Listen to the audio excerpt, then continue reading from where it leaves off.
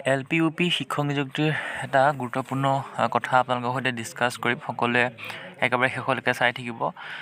কেইবাটা গুৰুত্বপূৰ্ণ বিষয় আপোনালোকৰ সৈতে আলোচনা কৰিম। সকলোৱে লাইক বাটনটো চুই দিব। নতুনকৈ আহিছে যদি আমাৰ চেনেলটো ছাবস্ক্ৰাইব কৰি ৰাখিব। যি 4500 শিক্ষক নিযুক্তি প্ৰক্ৰিয়া ইতিমধ্যে চলি আছে সেয়া হয়তো সকলোৱে গম পায়। তাৰ মাজতে এটা অফিচিয়েল নটিচক লৈ সকলোৱে এটা কনফিউজিং আহি পৰিছে যে 12 মাৰ্চত নিযুক্তি দিব নে নিদিয়ে।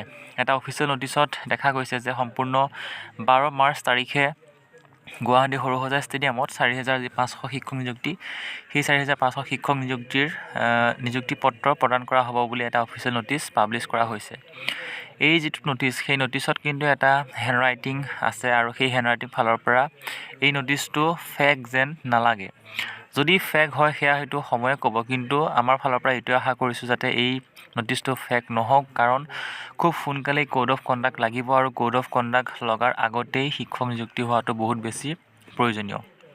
কাৰণ 4500 নিযুক্তি প্ৰক্ৰিয়া এবছৰ সেয়া যিটো প্ৰচেছ, সেই প্ৰচেছটো প্ৰায় এবছৰ শেষ হৈছে। যোৱা বছৰ জানুৱাৰী মাহতে এই বিজ্ঞাপন ওলাইছিলে। তাৰ পাছৰ পৰা কিমান এটা দীঘলীয়া প্ৰচেছৰ জৰিয়তে এই কামখিনি হৈ আছে সেয়া হয়তো সকলোৱে গম পায়। গতিকে সোনকালে হোৱা মানেই সকলো প্ৰাৰ্থীৰ কাৰণে ভাল খবৰ, আৰু যদি সোনকালে নহয় তেতিয়া এইটো কি হ'ব সেইটো নিজেই গম পায় যে এটা বহুত বেছি সমস্যাৰ সন্মুখীন হ'ব প্ৰাৰ্থীসকলৰ কাৰণে, নিযুক্তিৰ কাৰণে ৰৈ থকা প্ৰাৰ্থীসকলৰ কাৰণে।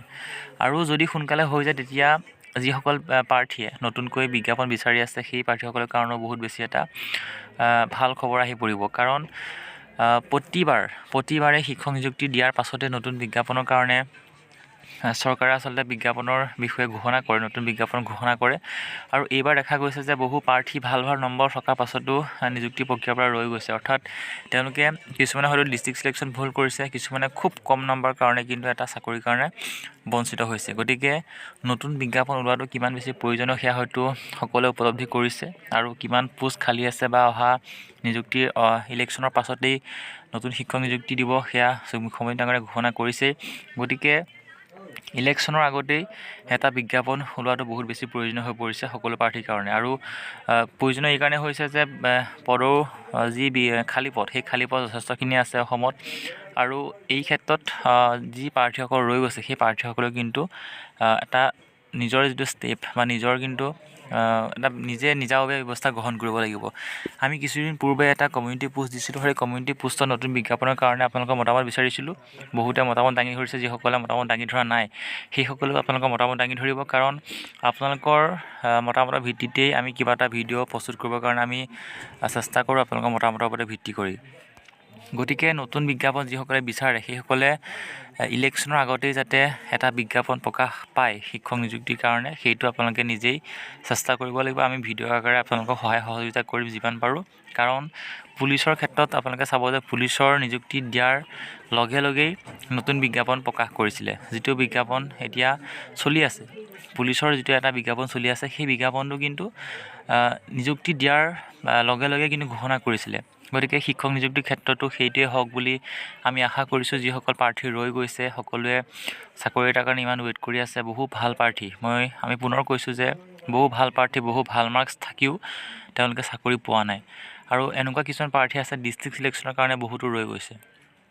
গতিকে সেই সকলোখিনি যোগ্য প্ৰাৰ্থী যাতে পুনৰ বঞ্চিত নহয়, সেইকাৰণে এটা ভাল বিজ্ঞাপন বা সৰহকৈ বিজ্ঞাপন ওলোৱাটো বহুত বেছি প্ৰয়োজনীয় ইলেকশ্যনৰ আগতেই, যাতে প্ৰাৰ্থীসকলে পুনৰ নিযুক্তিৰ কাৰণে তেওঁলোকে যিটো ৰৈ আছে, আশা কৰি ৰৈ আছে, সেইটো তাত সফলতা পায়।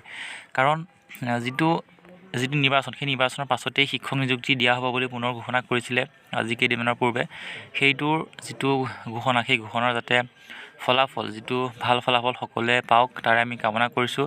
নতুন বিজ্ঞাপনৰ কাৰণে সকলো প্ৰাৰ্থীৰ সহযোগিতা লাগিব। ইতিমধ্যে মুখ্যমন্ত্ৰী ডাঙৰীয়া বহু ঠাই ঘূৰি ফুৰিছে, সেয়া হয়তো সকলোৱে গম পায়।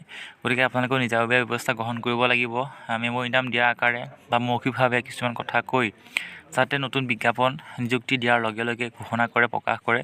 সেয়া আমাৰ ফালৰ পৰা যিখিনি কৰিবলগীয়া সেইখিনি আপোনালোকৰ কাৰণে কৰিম। আমি যিখিনি পদ আমি দিব পাৰোঁ সেইখিনি দি থাকিম।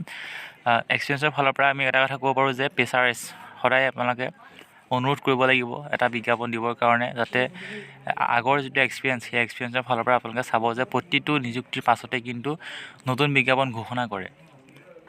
যিকোনো বিভাগৰ নিযুক্তিৰ দিনাই নতুন বিজ্ঞাপন ঘোষণা কৰে। আশা কৰিছোঁ যাতে 12 মাৰ্চ তাৰিখে যদি নিযুক্তি দিয়ে তেতিয়া সেই দিনটোতে যাতে নতুন বিজ্ঞাপন ঘোষণা কৰে মুখ্যমন্ত্ৰী ডাঙৰীয়াই, সেইটোৱে আমি কামনা কৰিছোঁ। আপোনালোকেও চেষ্টা কৰক সেই কথাটো যাতে মুখ্যমন্ত্ৰী কাণত কেনেবাকৈ পৰে, যাতে তেওঁ ঘোষণা কৰে নতুন বিজ্ঞাপন, সেইটোৱে আশা কৰিছোঁ। আপোনালোকে সহায় সহযোগিতা ৰাখিব। পৰৱৰ্তী সময়ত গোটেই কথাখিনি পুনৰবাৰ ডিছকাছ কৰিম। ধন্যবাদ।